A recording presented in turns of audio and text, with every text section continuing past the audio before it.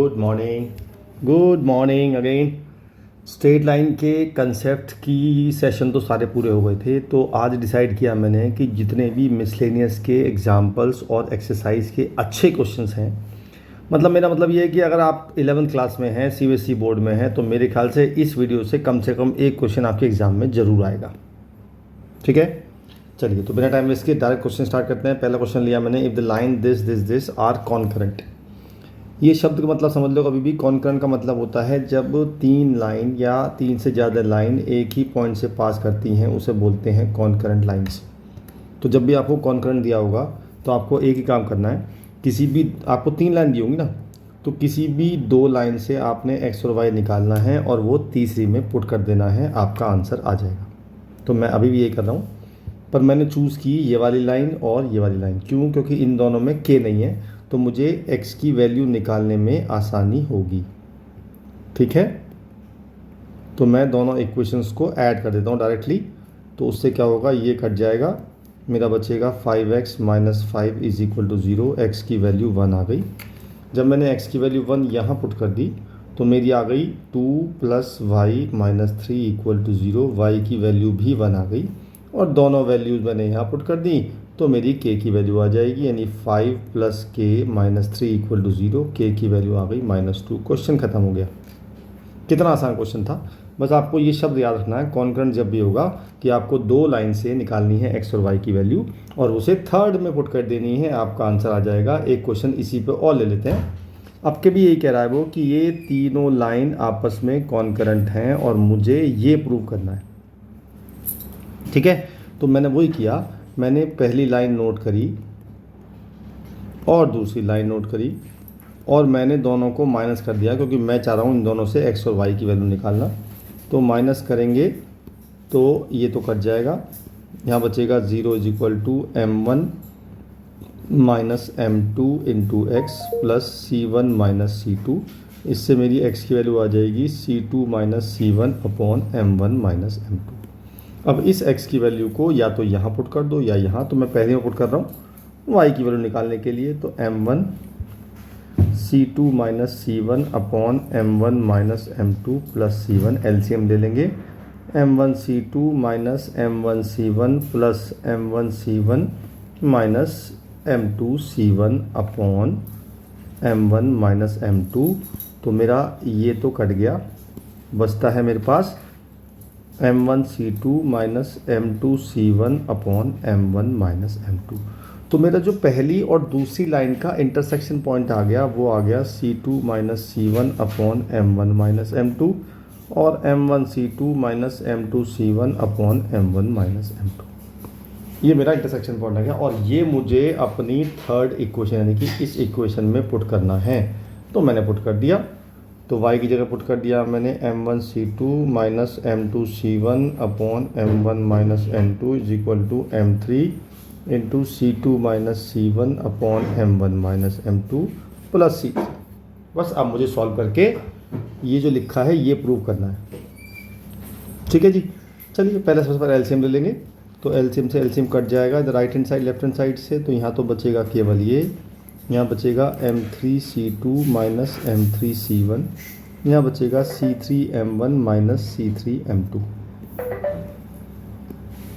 ठीक है जी, अब मुझे प्रूव करना है। तो मुझे क्या, देखो कि ध्यान से देखो, मुझे m1 को लाना एक जगह, m2 को और m3 को। तो मैंने क्या किया, मैं इस टर्म को इधर ले गया और यहाँ से मैंने m1 कॉमन ले लिया, बचेगा c2 - c3। ठीक है, अच्छा जी, अब मैंने m2 कॉमन लेना है, तो m2 इसमें से और इसमें से कॉमन लूँगा, तो प्लस m2 कॉमन ले लिया, c3 - c1। फिर इन दोनों में से m3 कॉमन ले लूँगा, प्लस m3 c1 - c2, और मुझे यही प्रूव करना है। तो हैंस प्रूव हो गया। तो जब भी कॉन्करेंट आएगा तो आपने केवल यही करना है, हमेशा दो लाइन से निकालनी है एक्स और वाई की वैल्यू, तीसरी पुट करनी है, आपका आंसर अपने आप आ जाएगा। ठीक है, अगला क्वेश्चन लेते हैं। Find the distance of the line this from the point this measure along the line making the angle 135 from the positive direction of x axis. क्या कह रहा है क्वेश्चन में? वो क्वेश्चन में कह रहा है अभी कि एक लाइन है हमारी y = 4x। तो मैं अगर इस लाइन को बनाऊं तो अप्रॉक्सीमेटली ऐसे बनेगी। अच्छा जी, अब 4,1 ये पॉइंट मैंने यहाँ मान लिया। अब मुझे इस लाइन की इससे डिस्टेंस निकालनी है। अगर मैं सिंपल डिस्टेंस की बात करूँ तो हमेशा परपेंडिकुलर होती है ना, लेकिन ऐसा नहीं कह रहा वो ये कह रहा है कि जो मुझे डिस्टेंस निकालनी है वो एक्स एक्सिस से 135 डिग्री एंगल बनानी चाहिए। इसका मतलब मुझे यहाँ से लेके यहाँ तक की डिस्टेंस निकालनी है। ठीक है, अगर मैं इस पॉइंट को ए मान लूँ तो मुझे ए बी निकालनी है। एक चीज़ क्वेश्चन है y is equal to 4x। तो सबसे पहले क्या करूँगा मैं ए बी का स्लोप निकालूंगा। 135 एंगल है तो 10 135 आ जाएगा, वो आ जाएगा -1। अब मैं ए बी की इक्वेशन निकालूंगा। मेरे पास पॉइंट भी है और स्लोप भी है, तो y minus y1 equal to -1 x minus x1, तो y minus 1 is equal to -x plus 4, तो मेरा आ गया y plus x is equal to 5। ये मेरी आ गई इक्वेशन ऑफ ए बी। अब मैं क्या करूँगा, मैं अगर इसे o मान लूँ, अगर मैं ओ बी और ए बी को सॉल्व करूँगा तो मेरा जो पॉइंट आएगा वो पॉइंट बी पॉइंट आ जाएगा, है ना। तो मैं यही कर रहा हूँ। तो मैंने दो लाइन लेनी है, एक तो x plus y is equal to 5, एक y is equal to 4x। इन दोनों को सॉल्व करते हैं। तो मैंने y की वैल्यू 4x यहाँ पुट कर दी, तो मेरा हो गया x plus 4x is equal to 5, x is equal to 1 आ गया। x की वैल्यू 1 मैंने यहाँ पुट कर दी, तो y की वैल्यू 4 आ गई, तो पॉइंट आ गया 1,4। अब ये पॉइंट कौन सा आया, ये पॉइंट आया b, यानी कि मेरा b पॉइंट आ गया 1,4। बस अब मुझे ए बी की डिस्टेंस निकालनी है। तो सिंपल डिस्टेंस फॉर्मूले से b ये रहा और a ये रहा, डिस्टेंस निकाल लेंगे ए बी की। वो आ जाएगी 4 माइनस 1 का होल स्क्वायर प्लस 1 माइनस 4 का होल स्क्वायर, तो 9 प्लस 9 ये आ जाएगी मेरी 3√2। ये मेरा आंसर आ गया। ठीक है, समझ आई बात। चलिए बढ़िया, अगला क्वेश्चन लेते हैं। लिखा है अगर एक लाइन है जो मिरर का काम करे और मुझे ये पॉइंट दे रखा है, इसकी मुझे इमेज निकालनी है। ये क्वेश्चन मैं पिछली क्लास में करा चुका हूँ एक बार, आपको याद होगा। फुट ऑफ द परपेंडिकुलर वाले क्वेश्चन में मैंने इमेज भी निकलवाई थी। तो एक बार दोबारा इस क्वेश्चन निकलते हैं, इंपॉर्टेंट क्वेश्चन है, एग्जाम में आ जाता है। तो इसकी जो इमेज बनेगी वो मान लो आप अप्रॉक्सीमेटली यहाँ बनेगी, है ना। तो ये हो गई मेरी इमेज। इसे मान लिया मैंने h, k। अच्छा जी, अब सबसे पहले मैं नेमिंग करता हूँ। इसे मान लिया मैंने ए पॉइंट, इसे मान लिया मैंने बी पॉइंट, इसे मान लिया मैंने सी पॉइंट, है ना। तो जब मैंने ए बी, सबसे पहले मैंने इसे मान लिया पी क्यू, तो मैंने पहले स्लोप ऑफ पी क्यू निकालना है मुझे। कैसे निकालूंगा मैं, मुझे इक्वेशन गिवन है x minus 3y plus 4 equal to 0। इसको चेंज करूँगा मैं y is equal to mx plus C में, जिससे मेरा स्लोप आ जाएगा। तो मैंने 3y को इधर रोका, बाकी सबको इधर ले गया, तो मेरी y की वैल्यू आ गई प्लस 1/3x प्लस 4/3। ये मेरी फॉर्म बन गई y is equal to mx plus C की। इसमें m आ गया मेरा 1/3। इसका मतलब स्लोप ऑफ पी क्यू आ गया मेरा 1/3। अब मुझे पता है कि ए बी और पी क्यू परपेंडिकुलर है, तो slope of P Q into slope of A B should be equal to -1। तो ये हो गया 1/3 into slope of A B is equal to -1। इससे मेरा स्लोप ऑफ ए बी आ जाएगा -3। ठीक, क्लियर। अच्छा, अब मैं स्लोप ऑफ ए बी से ए बी की इक्वेशन निकाल लूँगा। पॉइंट पता है मुझे, पॉइंट मुझे रखा है, ये रहा ए दे रखा है और स्लोप आ गया मेरा। तो y minus y1 is equal to -3x minus x1। तो ये आ गया y minus 2 is equal to -3x plus 3। तो y plus 3x is equal to 5। ये मेरी इक्वेशन ऑफ ए बी आ गई। अब मैं इक्वेशन ऑफ ए बी और इक्वेशन ऑफ पी क्यू को सॉल्व करूँगा तो मेरा बी पॉइंट आ जाएगा। व्हाट डू यू थिंक, क्योंकि जब भी हम दो लाइन को सॉल्व करते हैं तो उससे मेरा इंटरसेक्शन पॉइंट आ जाता है। तो एक लाइन है मेरी ये वाली और एक लाइन है मेरी ये वाली, x minus 3y is equal to -4। इन दोनों को सॉल्व करेंगे तो x और y की वैल्यू निकालते हैं। तो पहले सॉल्व करके देखते हैं कैसे। मैंने इस इक्वेशन को 3 से मल्टीप्लाई कर दिया, तो पहली इक्वेशन तो लिखी मैंने एज इट इज़, दूसरी में 3 से मल्टीप्लाई, तो माइनस के 9y प्लस के 3x is equal to minus के 12। ये मैंने साइन चेंज कर दिए, प्लस माइनस प्लस, तो ये कट गया। तो मेरा आ गया 10y is equal to 17। y की वैल्यू आ गई 17/10। मैंने y की वैल्यू यहाँ पुट कर दी या यहाँ पुट कर दो, कहीं भी पुट कर दो, एक ही बात है, मैं यहाँ पुट कर दूँ, एक ही बात है। तो मैंने नीचे वाले पुट कर दी या ऊपर वाले पुट कर दी मैंने। तो 17/10 plus 3x is equal to 5, इससे निकालूंगा x की वैल्यू, वो आ जाएगी 5 माइनस 17/10 यानी कि आ जाएगी 33/10। तो x की वैल्यू आ गई 11/10। इसका मतलब मेरा जो ये पॉइंट आ गया, ये आ गया 11/10 और 17/10। ठीक है जी।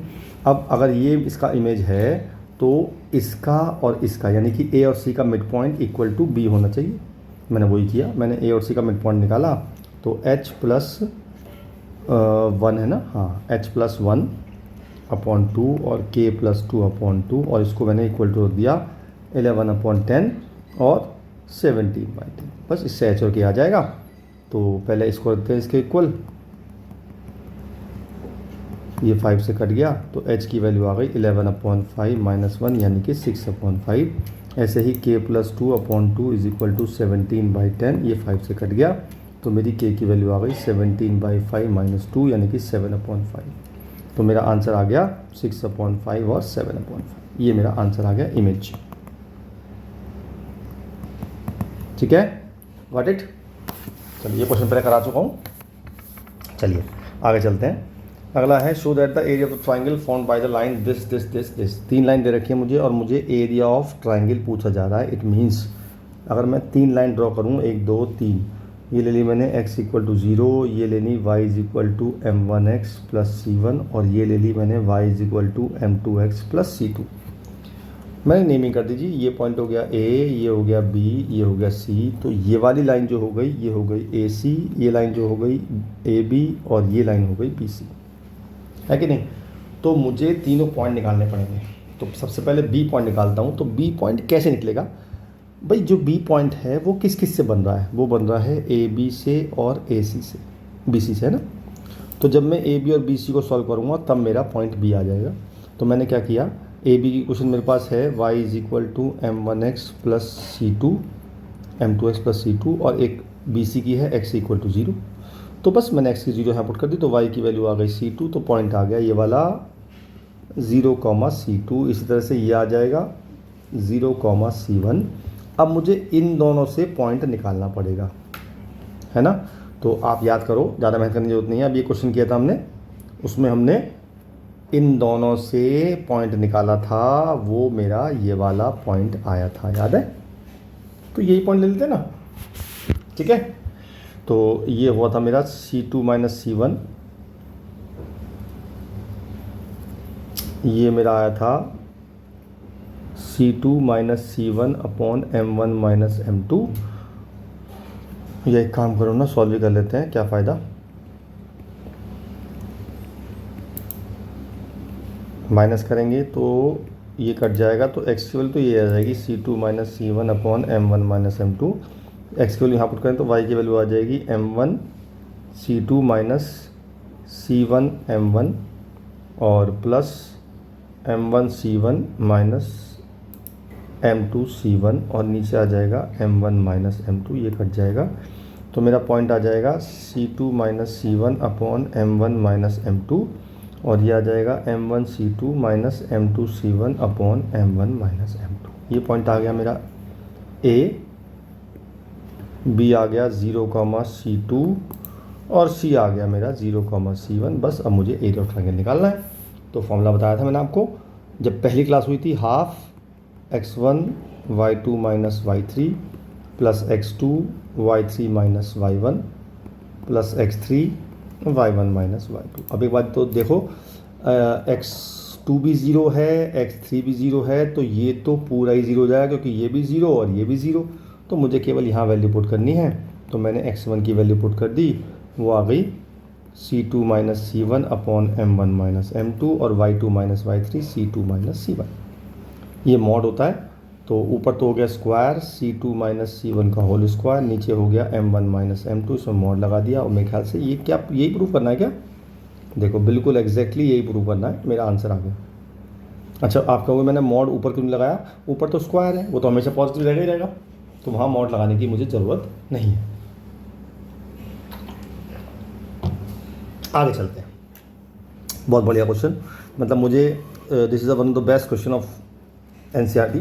स्ट्रेट लाइन लिखा है, a line is such that its segment between this and this is bisected at point इतने। क्या कह रहा है क्वेश्चन में, वो कह रहा है दो लाइनें हैं, एक लाइनें हैं 5x minus y plus 4 equal to 0, एक है 3x plus 4y minus 4 equal to 0, और एक पॉइंट है 1,5, और ये जो है ये a और b का मिड पॉइंट है, ऐसा क्वेश्चन में लिखा है, और मुझे ए बी की इक्वेशन निकालनी है।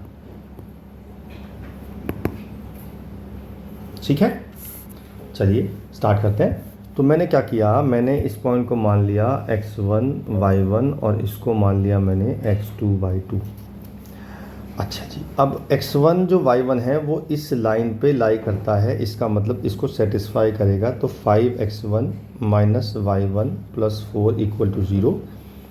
तो इससे y1 निकाल सकते हैं, वो आ जाएगा 5x1 प्लस 4। इसी तरह x2 y2 इस पे लाई करेगा, यानी कि 3x2 plus 4y2 minus 4 equal to 0। इससे y2 निकाल लेते हैं, वो आ जाएगा 4 माइनस 3x2 अपॉन 4।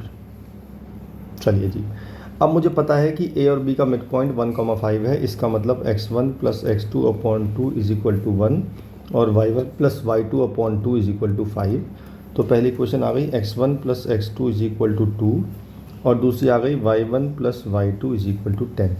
अब दिक्कत है मेरे पास यहाँ पे दो इक्वेशन है, 4 वेरिएबल है, तो मैंने क्या किया, मैंने y1 की वैल्यू ये और y2 की वैल्यू ये इसमें पुट कर दी। तो ये आ गया 5x1 प्लस 4 और एक आ गया 4 minus 3x2 upon 4 is equal to 10। LCM 20x1 plus 16 plus 4 minus 3x2 is equal to 40। तो ये आ गया 20x1 minus 3x2 is equal to 20। ये मेरी बन गई दूसरी क्वेश्चन। अब दोनों को सॉल्व कर लेते हैं, इसको 3 से मल्टीप्लाई कर देते हैं, तो 3x1 plus 3x2 is equal to 6। दोनों को माइनस कर दे प्लस कर देते हैं, तो ये आ जाएगा 23x1 इज इक्वल टू 26। तो x1 की वैल्यू आ जाएगी 26 अपॉन 23। ठीक है, अब ये x1 की वैल्यू पुट कर देते हैं इसमें, तो x2 निकाल लेंगे, या x1 मत, हम x2 निकालते ही नहीं, हम ऐसा करते हैं कि हम x1 की वैल्यू यहाँ पुट कर देते हैं और मेरी y1 की वैल्यू आ जाएगी। तो मेरा ये a पॉइंट आ जाएगा, a पॉइंट पता है मुझे, और ये c मान लेते हैं, c पॉइंट भी पता है, तो हम डायरेक्ट इक्वेशन निकाल सकते हैं, हमें x2 निकालने की ज़रूरत ही नहीं है। ठीक है, तो y1 निकाल लिया मैंने, y1 है 5x1 प्लस 4। एक बार चेक कर लेते हैं, ये क्या 5x1 प्लस 4 एग्जैक्टली। तो ये आ जाएगा 5 इंटू 26 अपॉन 23 प्लस 4। इसको सॉल्व करेंगे तो मेरा आ जाएगा 222 अपॉन 23। इसका मतलब मेरा एक पॉइंट तो आ गया 26 अपॉन 23 कॉमा 222 अपॉन 23। दूसरा मुझे दिया हुआ है 1,5 है ना, ये वाला C। बस इन दोनों से इक्वेशन निकालनी है, simple. y minus y1 is equal to y2 minus y1 upon x2 minus x1 into x minus x1, है ना। अब इसको बस एलसीएम लेंगे, सब कुछ सॉल्व कर लेंगे, तो मेरा आंसर आ जाएगा 107x minus 3y is equal to 92। बस ये मेरा आंसर है। क्लियर, बढ़िया, आगे चलते हैं। लिखा है find the value of k for which this equation. अब देखो ध्यान से देखिएगा, मैंने आपको जब इक्वेशन पढ़ाई थी तो अगर कोई लाइन x एक्सिस के पैरेलल है तो उसकी इक्वेशन या तो होगी y इक्वल टू a या होगी y equal to minus b। इसका मतलब जब भी कोई लाइन x के पैरेलल है, ध्यान से देखना, नोट कर लेना, पैरेलल टू x एक्सिस, तो उसमें x वाली टर्म नहीं होती, there is no term containing x, so coefficient of x should be 0। ठीक है, तो पहले पार्ट में कह रहा है पैरेलल टू x एक्सिस, तो मैंने कोफिशिएंट ऑफ x को 0 यानी कि k माइनस 3 को 0 पुट कर दिया, तो k की वैल्यू 3 आ गई, पहले पार्ट का आंसर आ गया। ठीक है जी, अब अगर कोई लाइन y के पैरेलल है तो या तो होगी x इक्वल टू a या होगी x equal to minus b। इसका मतलब parallel to y axis there is no term containing y. It means coefficient of y should be 0. Coefficient of y है 4 माइनस के स्क्वायर,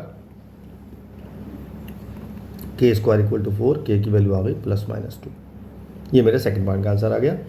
थर्ड पार्ट कह रहा है passes to origin. जब भी कोई पासिस टू ओरिजिन होता है तो इस इक्वेशन में मैंने 0 0 पुट कर दिया, तो x वाला टर्म 0 हो गई, y वाली टर्म 0 हो गई, और बची क्या, के स्क्वायर -7k + 6 इक्वल टू 0। बस इससे के हम निकाल लेंगे।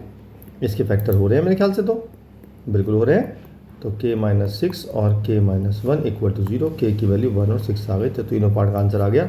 ये मेरा फर्स्ट पार्ट का आंसर आ गया, ये मेरा सेकंड पार्ट का आंसर आ गया, और ये मेरा थर्ड पार्ट का आंसर आ गया। ओके, चलिए नेक्स्ट अगला क्वेश्चन है जी हमारा, find the equation line which cut off the intercept on the axis whose sum and product is इतने इतने। मतलब ये तो जो है वो इंटरसेप्ट का सम है। अगर मैं इंटरसेप्ट को मान लूँ a और b, तो हमें a + b दे रखा है 1 और a × b दे रखा है -6। और जब मैंने इंटरसेप्ट a और b माने तो इक्वेशन होगी x/a + y/b इक्वल टू 1। तो बेसिकली मुझे a और b निकालने हैं बस इन दोनों से। कितना आसान क्वेश्चन है। तो मैंने यहाँ से b की निकाली वैल्यू, यहाँ से b की वैल्यू आएगी 1 - a, और ये वैल्यू मैंने इस b की जगह पुट कर दी। तो a × 1 - a is equal to -6, a - a² is equal to -6। तो a² - a - 6 इक्वल टू 0। इसके फैक्टर कर लो, a² - 3a + 2a - 6 equal to 0। तो a - 3 और a + 2, तो a की वैल्यू आ गई एक बार 3 और एक बार -2। ठीक है जी। जब मैं a की रखूँगा तो b की वैल्यू, अगर मैं a को रखता हूँ 3 यहाँ पे रखता हूँ, तो b की वैल्यू आ जाएगी -2, और -2 रखता हूँ तो 3 आ जाएगी। बेसिकली एक केस लेना है मुझे a ये और b ये, एक केस लेना है मुझे a ये और b ये। तो मैं दो इक्वेशन आएंगी, एक तो बनेगी x/3 - y/2 इक्वल टू 1, और एक बनेगी x/-2 + y/3 इक्वल टू 1। बस इससे मेरा आंसर आ जाएगा। ठीक है, ओके। चलिए आज की क्लास में एक क्वेश्चन और कर लेते हैं। बहुत बढ़िया क्वेश्चन है। This is also one of the best question of this exercise from straight line. Find the perpendicular distance from the origin line of joining the point this and this. तो इसके दो तरीके हैं, मैंने एक शॉर्टकट निकाला इसका, एक बार देखिएगा आप। ये पॉइंट मान लिया मैंने cos थीटा sin थीटा, और ये मान लिया मैंने cos फाई और sin फाई, और मुझे ओरिजिन से डिस्टेंस निकालना है परपेंडिकुलर, यानी कि मुझे ये डिस्टेंस निकालना है। अगर मैं O मान लूँ, ये A मान लूँ, ये B मान लूँ, तो मुझे OD निकालना है। तो सबसे पहले मैंने डिस्टेंस निकाली OA ओरिजिन से इसकी, तो वो आ जाएगी cos² फाई + sin² फाई 1 आ जाएगी। फिर मैंने OB निकाली, OB आ जाएगी cos² थीटा + sin² थीटा, ये भी 1 आ जाएगी। तो ध्यान दीजिए आप, अगर मेरा ये दोनों डिस्टेंस इक्वल है, इसका मतलब OAB बन गया मेरा आइसोलेसिस ट्राइंगल, है ना। अब आइसोलेसिस ट्राइंगल में अगर मैं OD को परपेंडिकुलर डालता हूं, तो वो AB के D जो होगा वो मिड पॉइंट होगा। बात समझ में आती है। D is the mid point of AB। तो पहले मैं D निकाल लेता हूँ जी, मिड पॉइंट AB से मिड पॉइंट निकालेंगे हम D का, तो वो आ जाएगा cos थीटा + cos फाई/2, एक आ जाएगा sin थीटा + sin फाई/2। इसमें थोड़ा टिग्नोमेट्री लगा देते हैं, यहाँ लगाते हैं cos C + cos D, यहाँ लगाते हैं sin C + sin D।